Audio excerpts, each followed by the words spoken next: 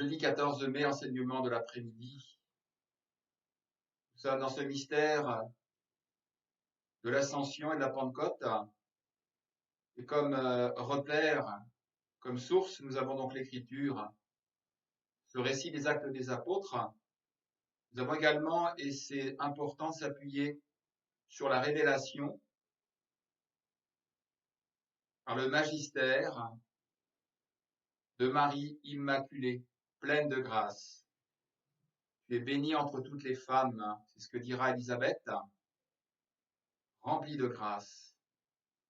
Donc la Vierge Marie est immaculée. C'est dans cette lumière-là qu'il faut regarder ce mystère de la Pentecôte, comment elle en a vécu, comment elle a pu croître dans sa foi, son espérance et sa charité. Le Verbe s'est incarné, il est venu habiter parmi nous, et à tous ceux qui l'ont reçu, il a donné le pouvoir d'être des fils de Dieu. Il leur a promis à ceux-là de recevoir l'Esprit Saint. C'est donc cette promesse qui va se réaliser le jour de la Pentecôte. Et après la mission de l'Esprit Saint, il ne peut pas y avoir d'autre mission. C'est en lui que s'achève l'unité. Et il a pour mission de nous conduire vers le Père dans le Fils, en nous faisant vivre de la parole de Dieu. Sous forme de langue de feu, l'Esprit Saint prit possession du cœur des apôtres, des saintes femmes et de Marie. C'est l'Écriture qui nous le dit. L'Esprit Saint donne aux apôtres la parole divine qui a une efficacité capable d'engendrer la foi, de convertir les cœurs et de les transformer. Avant de regarder comment la Vierge Marie en a vécu, de ce don de l'Esprit Saint, la Pentecôte, c'est important de regarder comment les apôtres qui ne sont pas immaculés ont reçu ce don. Il y a une conversion. Il y a une foi qui vient s'expliciter, une foi qui vient se vivifier. Et l'Esprit Saint est capable également de faire que chacun puisse se comprendre dans sa langue d'origine. C'est aux Actes des Apôtres, au chapitre 2. Il y avait résidant à Jérusalem des Juifs religieux venant de toutes les nations sous le ciel. Lorsque ceux-ci entendirent la voix qui retentissait, ils se rassemblèrent en foule. Et ils étaient en pleine confusion parce que chacun d'eux entendait dans son propre dialecte ceux qui parlaient. Donc voilà un des effets du don de l'Esprit Saint. C'est ce qu'on appelle une effusion de l'Esprit Saint. Et sous cette forme de langue de feu qui se communique aux apôtres, eh bien, il y a également la communication de ce qu'on appelle un charisme, le don des langues. Et cela montre comment cette effusion du Saint-Esprit, dans son effet propre, touche d'abord l'Église, considérée sous son aspect communautaire.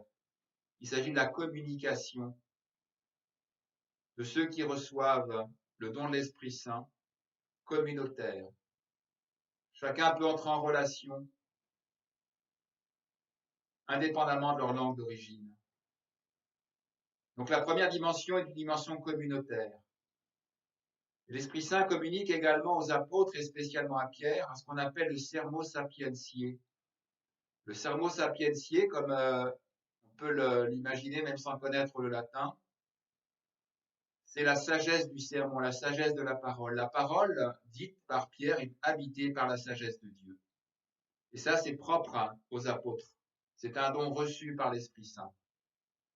Et cela nous est manifesté par le discours de Pierre, au chapitre 2, versets 14 et 36.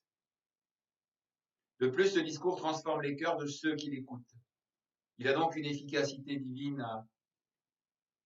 C'est dans ce même chapitre des Actes des Apôtres, au verset 37, les auditeurs furent touchés au cœur, ils dirent à Pierre et aux autres apôtres, frères, que devons-nous faire? Pierre leur répondit, convertissez-vous, que chacun de vous soit baptisé au nom de Jésus-Christ. Pour le pardon de ses péchés, vous recevrez alors le don du Saint-Esprit. La crainte de Dieu était alors dans tous les cœurs à la vue du nombre prodige et signes accomplis par les apôtres. Ce n'est donc pas seulement la parole des apôtres qui est changée, mais c'est leur vie. De craintifs et lâches qu'ils étaient, ils deviennent des êtres forts, rendant témoignage de la divinité du Christ. Et le titre de disciple du Christ devient leur unique gloire. Ils n'ont plus honte. Ce que notre Seigneur Jésus leur avait annoncé avant son ascension se trouve donc maintenant pleinement réalisé. Cette grâce de la Pentecôte transforme non seulement leur attitude vis-à-vis du Christ, mais aussi leur attitude entre eux. Un lien très profond et vivant d'amitié fraternelle s'établit entre eux. Cette naissance de l'Église nous est révélée en Actes 2, 14, 47, 44, 47. Tous les croyants vivaient ensemble. Ils avaient tous en commun. Ils vendaient leurs biens et leurs possessions. Ils en partageaient le produit entre tous en fonction des besoins de chacun. Chaque jour, d'un même cœur, ils fréquentaient assidûment le temple. Ils rompaient le pain dans les maisons. Ils prenaient leur repas avec allégresse et simplicité de cœur. Ils louaient Dieu et avaient la faveur du peuple tout entier. Chaque jour, le Seigneur leur adjoignait ceux qui allaient être sauvés. Ainsi, cette communauté chrétienne a une spécificité très nette. C'est donc bien une grâce de transformation complète qui leur est donnée dans l'amour. Grâce qu'ils ont eux-mêmes le pouvoir de transmettre aux autres.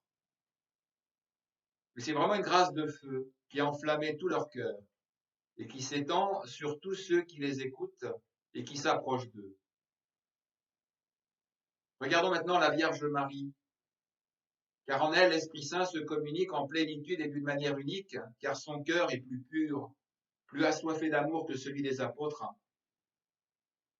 Mais cette communication plus parfaite en Marie produit un silence plus absolu. Dans le cœur des apôtres, l'Esprit Saint suscite une parole divine et efficace qu'on pourrait qualifier de convertissante. Il transforme les apôtres en témoins visibles du Christ par leur parole et leur vie. Alors qu'en Marie, il fait vivre une vie beaucoup plus solitaire, plus cachée. C'est pourquoi ce mystère de la Pentecôte pour l'âme de la Vierge Marie est bien le point de départ de l'ultime étape de sa vie terrestre, étape la plus cachée, secrète, durant laquelle elle doit vivre de l'effusion de l'amour dans ce qu'il a de plus ineffable, de plus secret, de plus invisible. Ce mystère n'implique dans sa vie divine aucun don charismatique, mais une exigence nouvelle de vie contemplative, vie de prière qui est réservée à Dieu et à ses enfants, à Jean en premier, puisqu'il lui est confié à la croix, et par Jean à toute l'Église. C'est son humilité, sa pauvreté, puis l'abdication de ses privilèges comme mère de Dieu, qui lui permettent de le recevoir d'une manière cachée, plénière. Qu'est-ce que ce mystère de la Pentecôte ajoute à sa foi, à son espérance, à sa charité?